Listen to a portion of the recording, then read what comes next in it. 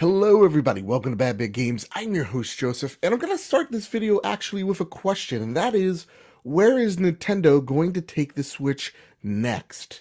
With that said, Future Joe, roll the intro.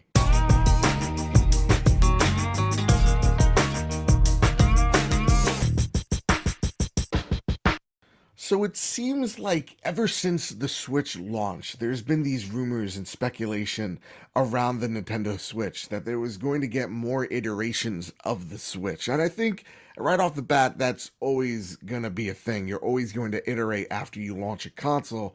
But these rumors are more than just, making the components cheaper and smaller to make more profit off the console. But people are actually thinking and speculating even earliest is April of 2017, a month into the console's launch, of there being a Nintendo Switch Mini.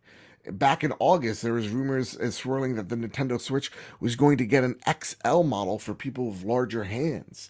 And now Nintendo has come out and they have a plan, a roadmap for the Nintendo Switch that it says that they want this to last at least 6 to 7 years. And so that's got people talking about, well, how are you going to make the Nintendo Switch relevant for 6 to 7 years? You're talking about the mid 2020s of technology. Where is technology going to be? It's going to be so far ahead. So how are you going to make and remain the Switch a relevant console? And now there's rumors now of a new SKU, a new Switch dev kit hitting some dev floors that is a totally new SKU of the console. So that's got everybody guessing what's in the box. And so with that, what are the chances of a mini? What are the chances of an XL? Which one would come first? Let's get into it. So first things first, as much as I want a Nintendo Switch XL, and I think if as soon as they announce an XL, I would be on board. And I think actually both of these things, a mini and an XL, both make sense for Nintendo in a portfolio wise, right? You're talking about the Nintendo Mini being something you can introduce to kids, and now you're playing, instead of focusing on two platforms, the 3DS and the Switch, you can now prioritize it to just one. So now your whole development team, all the teams are working on one brand. That's awesome. Think about it like the iPhone, right? Whether you hate them or love them, right? You have the iPhone 8, the iPhone 8 Plus, the iPhone X, whatever the case may be. There's three phones, all of which they're more powerful than each other, but they all do the same functions. So the way I see it, yes, there's going to be a mini. Yes, there's going to be the standard Switch we know and love. And yes, there's going to be a Nintendo XL. But to me, which one would come first and when would it? I think you're going to get an announcement of the Nintendo Mini sometime later in this year. I do not think this for the slightest that as right now, the Nintendo Switch is selling so well that you need another thing out there just to muddy the water of what the Switch is and what the Switch does. If you're taking a mini and where, the screen doesn't detach from the controllers or the controllers don't detach from the screen, you're muddling the message of the Switch. So I think what you do right now is full steam ahead with the current Switch as it is. And I think later in the year, the more people get a Switch, then you can introduce them to this introductory console that is the Nintendo Switch Mini, whatever they're going to call it. The Switch Pocket or something. Oh, that would be cool. They brought back the Game Boy Pocket, but it's the Switch. Come on now.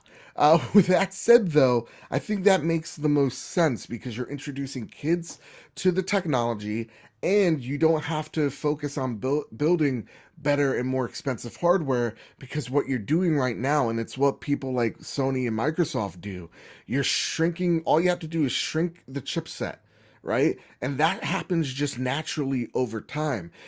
Parts get more cheaper, more affordable, and things just get tinier and tinier and tinier. That's why you have, the power of a MacBook at this moment, or 2012 MacBook in the palm of your hand right now. Tech just gets tinier and tinier. So with that, yes, I think it is very likely we get a mini and it's going to be the same power as a Nintendo Switch, but probably just completely 720. On just a 720 screen, no thrills. It's just an introductory console to get people into the Switch. With that said, as well, again, that's coming out. I think you would announce it later this year, and it comes out sometime in 2019.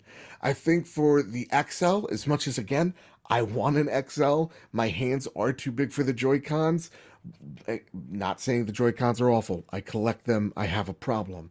I would love a more powerful machine because, yeah, the PlayStation 5 is going to come out in 2 years, guys. Theoretically, the way, analysts are saying, it's going to shape up in about 2-3 years. Whatever the Xbox has in 2 to 3 years. We're talking now at this point, if the new generations or anything like this generation's, we're going to have 4K consoles that are running 4K, possibly natively at 60 FPS, and that's important. 60 FPS is important to Nintendo.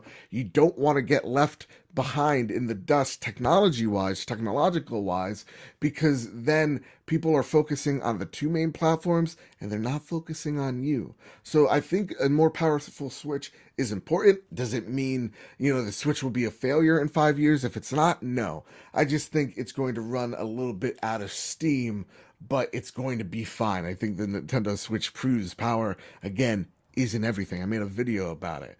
But it does matter to an extent. So I think the XL, you have a better chipset, a stronger chipset, more powerful GPU, CPU type of deal.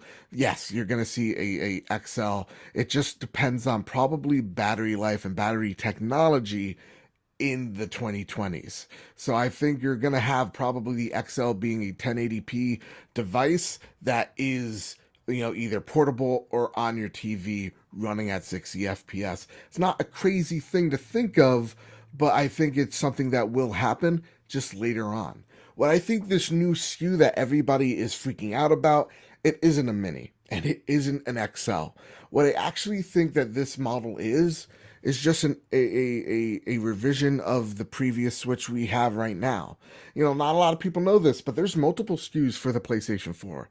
Multiple SKUs for the Pro, multiple SKUs for the X, or will be, multiple SKUs for the Xbox One S, multiple SKUs for the Xbox One, because what happens over time, and it's just natural, again, what I said earlier, chipsets, they get smaller. Things get cheaper. You go to other places to buy the products that you need, right? Inside of the iPhone, there's like 17 different companies that make, the innards of a iPhone Plus, right? You have Samsung and LG making screens, for example, for Apple. You have Apple finally getting away from processors, from Intel processors, and making their own. So to me, technologically wise, I think they found a way to make the chipset smaller, so it means less heat. Maybe they're putting a cheaper fan in there so that it's running more silent. And when I say cheaper, I mean more affordable, because they want to make as much money off the console as possible. And that's what all these SKUs do. When you shrink the chipsets, when you put cheaper, more affordable things, you're making bank on your console while also improving on it a little bit.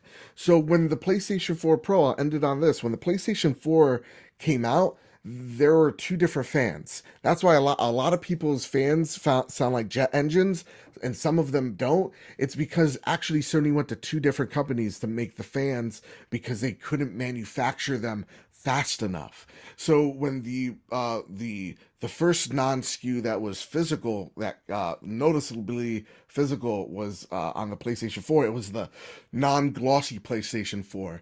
Remember that panel that was just gloss? Well, Sony heard people. They don't like that gloss because it scratches easily, and it's cheaper if they just go with a matted finish. So they got different plastic, they made it more affordable, and they put a better fan in it. So again, with the PlayStation Slim, it's a slimmer design, it's a way more silent design, and it's more energy efficient. So that's what companies do over time. And so when I see new SKUs, I don't get excited to say, oh wow, that's a Nintendo Mini or that's a Nintendo XL. I get excited because, wow, they're improving on the Switch already. That's awesome. They're already able to make the console more affordable, more cheaper for them. I want to see Nintendo make money. I love when Nintendo makes money because that means they're making fantastic products, and they have. I mean, Splatoon 2, Legend of Zelda, Breath of the Wild, Mario Odyssey, Kingdom Battle, all those games, man, they're fantastic. Bayonetta's coming out, or as of this video, probably you're watching, has come out, and I'm really stoked for it. Games like Kirby, they're printing money right now, so of course they're gonna take the sensible route, which is make a sensible console.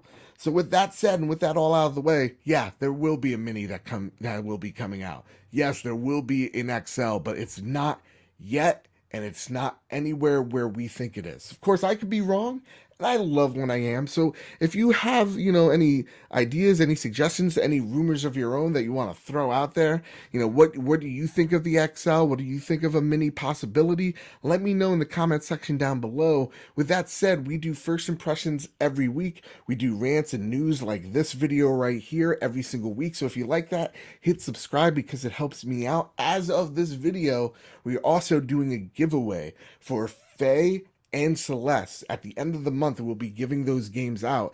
The way you enter is by liking, sharing, subscribing, and commenting. Subscribing and commenting are super important because that's what's going to get you enrolled in the giveaway. So if that piques your interest, please, please, please, please subscribe, comment. It will help you out. With that said, I want to thank our patrons over at patreon.com/makeusbetter. You guys and gals, man, you make us better day in, day out. It's been so humbling to see everyone's reactions to my recent videos, to the Trophy Room podcast, a PlayStation podcast made by the players for the players.